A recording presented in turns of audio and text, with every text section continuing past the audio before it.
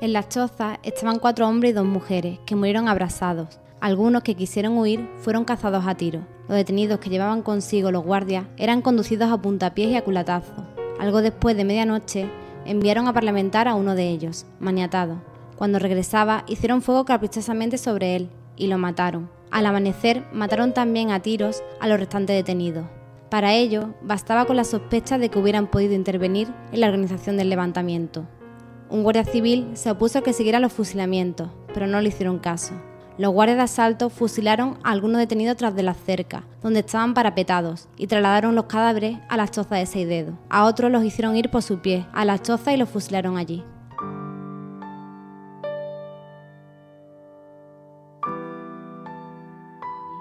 La tragedia de Casas Viejas es uno de los acontecimientos que han marcado la historia reciente de España, un movimiento de insurrección anarquista encabezados por los campesinos que reclamaban «la tierra es para el que trabaja», pero sus súplicas caían en oídos sordos y los terratenientes con su grandes latifundios seguían ostentando la propiedad de la tierra.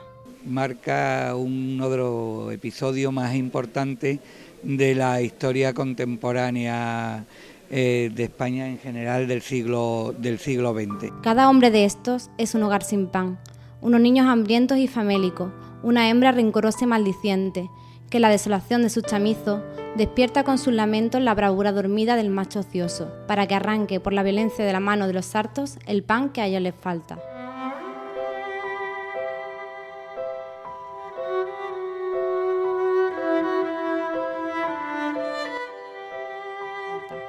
El hambre acecha en Casas Viejas, el campesinado se organiza y en enero de 1933 toman las calles declarando el comunismo libertario.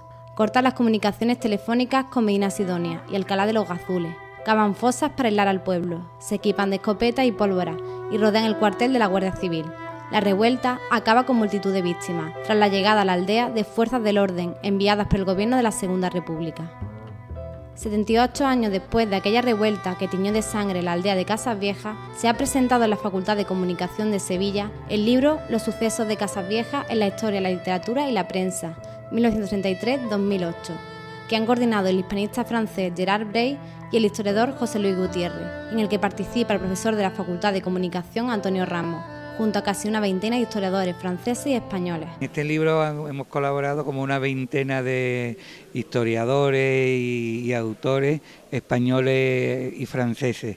En el caso de los franceses, lo que denominamos hispanistas, que son profesores que se dedican en exclusiva a la historia de España.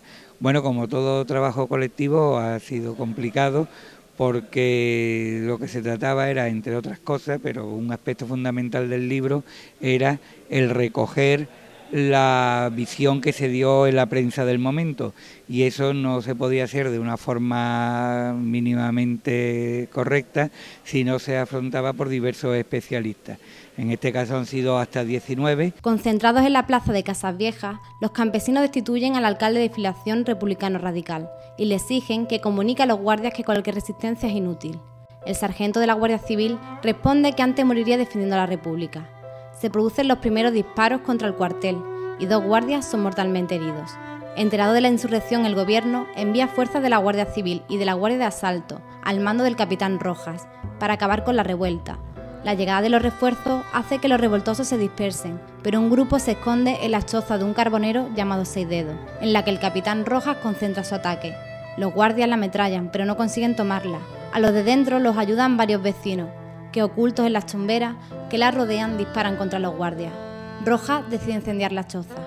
Envuelven piedras con algodones impregnados de gasolina, les pegan fuego y los arrojan sobre el tejado de paja. La choza empieza a arder. Una joven y un niño, María Silva la Libertaria y Manuel García de 13 años, echan a correr y logran escapar. La huida de María la Libertaria y la terrible confrontación con las fuerzas de asalto son parte de los sucesos de los que se hicieron eco los medios de comunicación.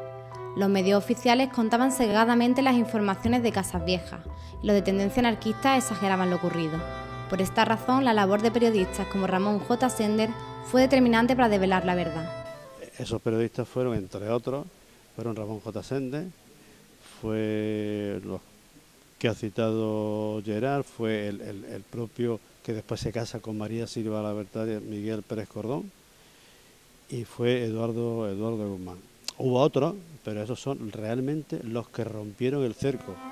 Los sucesos de Casas Viejas en la historia, la literatura y la prensa pretenden analizar aquellos acontecimientos desde distintas perspectivas, para dar una visión global de lo que realmente ocurrió.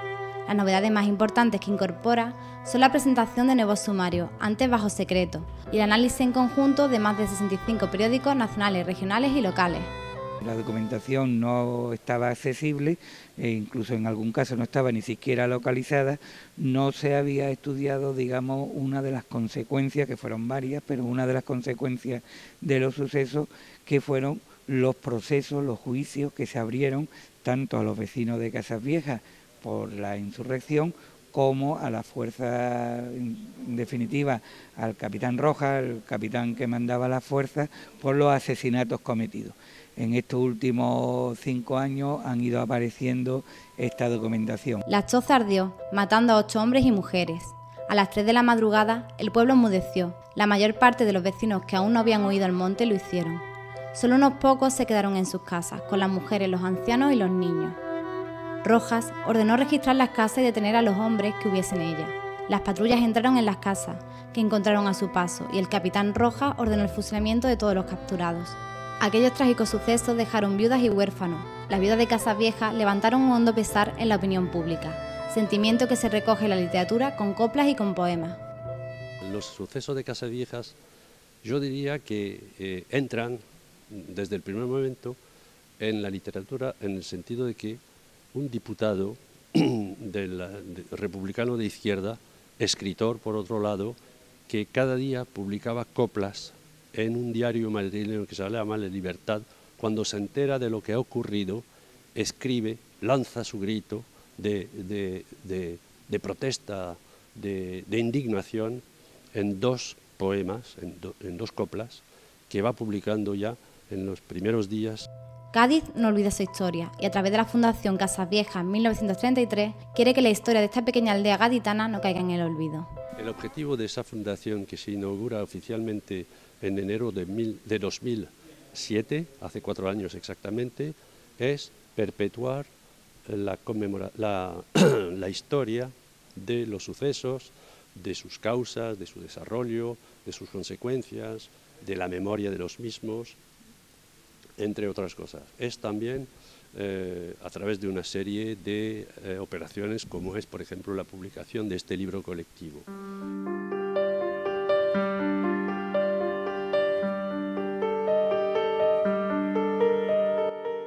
Pero, ¿es posible? La tragedia espantosa de Casas Viejas es tal que mi garganta se ahoga en mis quejas.